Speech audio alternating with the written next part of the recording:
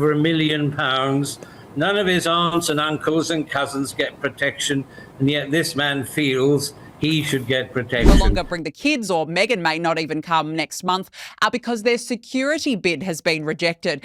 The nerve of this prince, firstly to assume that he's entitled to taxpayer-funded protection. At the same time, they've been offered an invite to stay at the royal residence. So here's the thought, Harry. Why don't you apply for protection for a visit for you and your family with the sole purpose of taking the children to see the king? Prince Harry's planned return to the United Kingdom has once again reignited the long-running debate over his security arrangements and whether British taxpayers should fund police protection for the Duke of Sussex and his family. According to recent reports, Harry was preparing for a 5-day UK visit connected to the Invictus Games. However, after plans were announced, it reportedly became clear that Meghan Markle, Prince Archie, and Princess Lilibet would not automatically receive publicly funded police protection throughout the trip.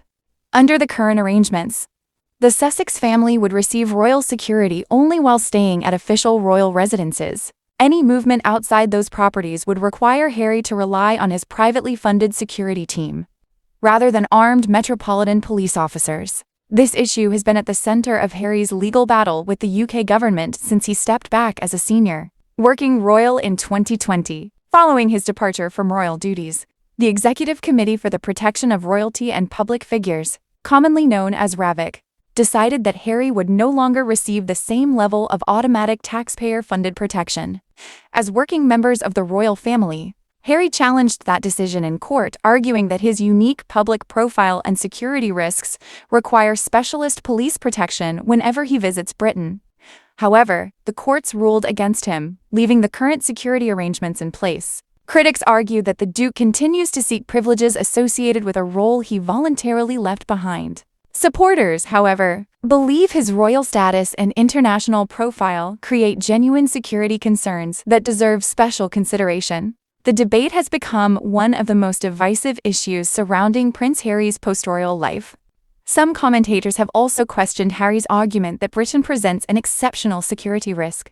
They point out that the Duke and Duchess of Sussex have previously visited countries such as Nigeria and Colombia, where security challenges are widely recognized while relying primarily on private protection. The couple also reside in California and regularly travel internationally without receiving permanent UK police protection. Critics therefore argue that if private security is considered sufficient during overseas visits, it should also be capable of protecting them. Others disagree, arguing that Harry's status as the king's son creates unique risks within the UK that cannot instantly be compared with international travel. Another important factor is King Charles' reported offer to accommodate Harry and his family at a royal residence during their visit. According to reports, staying on royal property would allow the Sussex family to receive the same level of security provided to working members of the royal family while inside those estates.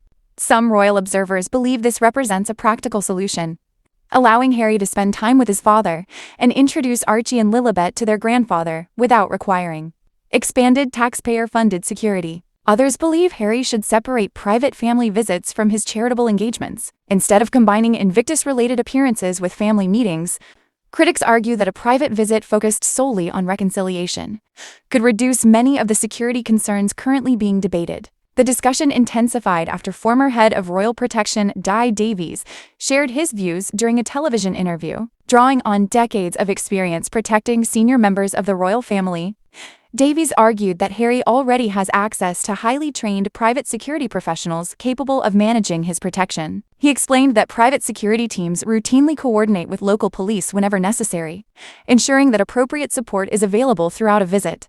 According to Davies, specialist police officers exist primarily to protect individuals facing confirmed security threats, not to provide convenience or ceremonial escorts. He suggested that publicly funded protection should only be granted when intelligence assessments identify a genuine and exceptional level of risk. Davies also questioned whether the ongoing legal dispute is ultimately about security or status. He argued that royal police protection provides logistical advantages, including traffic management and secure transport, which naturally make public engagements easier. In his opinion, these operational benefits should not automatically be extended to someone who is no longer carrying out official royal duties. The former protection chief further noted that most non-working members of the royal family do not receive permanent, taxpayer-funded security. He argued that Prince Harry should be treated according to the same principles, unless security professionals determine that extraordinary circumstances justify a different approach. For now,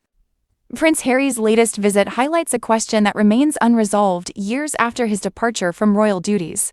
Should the Duke of Sussex continue receiving publicly funded police protection because of his lifelong royal status? Or should he rely on private security, like any other private citizen who no longer performs official duties on behalf of the crown? Until a permanent solution is reached, every future visit to Britain is likely to revive the same debate, ensuring that Harry's security arrangements remain one of the most closely watched issues surrounding the modern royal family.